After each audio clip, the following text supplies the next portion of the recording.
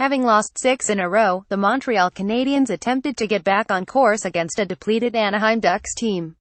The Ducks were without the services of some of their top guns, including Captain Ryan Getzlaf, giving the Canadiens a perfect opportunity to get a well-needed win on the road.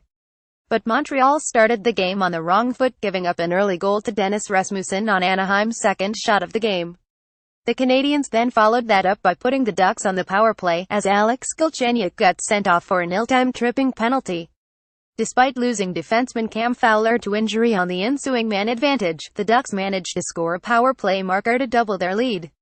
Derek Grant redirected Francois Beauchemin's shot past Carey Price to make it 24 Anaheim, less than 4 minutes into the first. Frustrations boiled over for Montreal after falling behind yet again. After some pushing and shoving in Price's net, Andrew Shaw got into a scuffle with Nick Ritchie.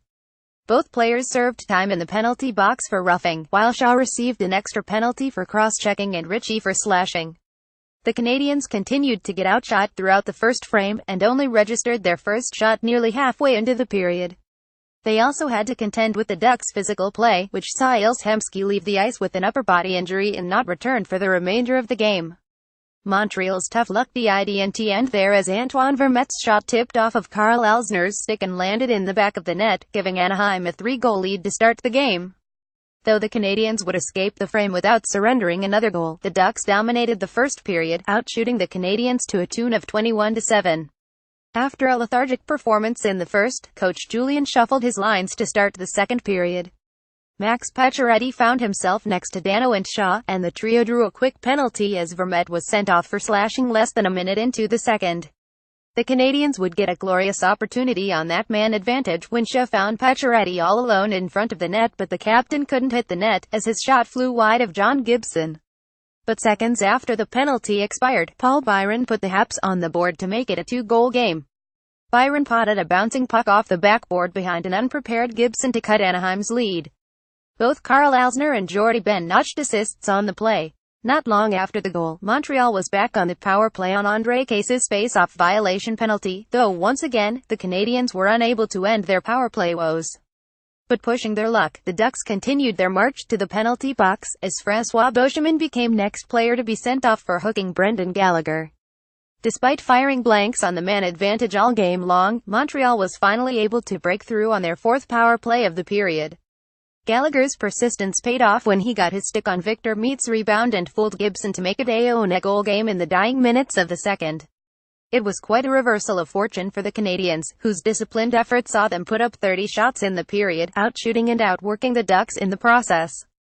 Montreal picked up where they left off in the third, taking advantage of Anaheim's depleted defense core. But any momentum the team carried over from the second frame was quickly dashed when the Ducks regained a 2-goal lead just under 6 minutes into the period. Brandon Montour scored on a 4-2 at his bounce, when Silfverberg's stick broke on a delayed Canadiens penalty. Anaheim went on to add 2 more goals in the span of a minute. Grant got his second of the night, after beating Alzner in the crease to pot the Ducks' 5th goal of the game. Seconds later, Chris Wagner took advantage of another defensive breakdown to wrangle Corey Perry's pass and beat Price to make it a 62 game. In response, the Canadian star netminder showed some rare emotion, breaking his stick in frustration. Adding insult to injury, the referee watched idly as Kevin Bieksa was given free rein to continuously punch Shaw, and then he retaliated. Both players earned dual misconducts on the play, while Bieksa was given an additional 4-minute roughing penalty on top of that. Unsatisfied with watching his teammate being sent off, Nick Ritchie also ended his night early by earning a 10-minute misconduct of his own. For Montreal, being down 4 goals in the third took the wind out of their sails. Unlike in the second frame, the Canadiens couldn't mount a comeback, first by squandering their 4-minute power play, and as the period wore on, by taking ill-advised penalties of their own. The Habs spent the dying minutes of the game down a man, and dropped this game to the Ducks by a score of 62. Thoughts the Canadiens completely broke down in the third period. Whatever momentum they had carried into the final frame was dashed by giving up 3 goals in quick succession. Perhaps more worryingly, after the Ducks scored their first goal in the third, it seemed as though the team as a whole was demoralized.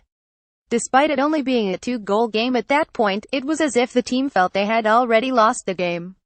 Andrew Shaw did not deserve the 10-minute misconduct he was given during the third period. The onus was on the referees to stop these type of plays from occurring. Yet, they did nothing as Beeksa blatantly got away with straight up using Shaw as a punching bag. Montreal's special teams play has been terrible. Both the penalty kill and the power play rank among the worst in the league. The assistant coaches who are responsible for this mess and are currently employed by the team today should be tomorrow.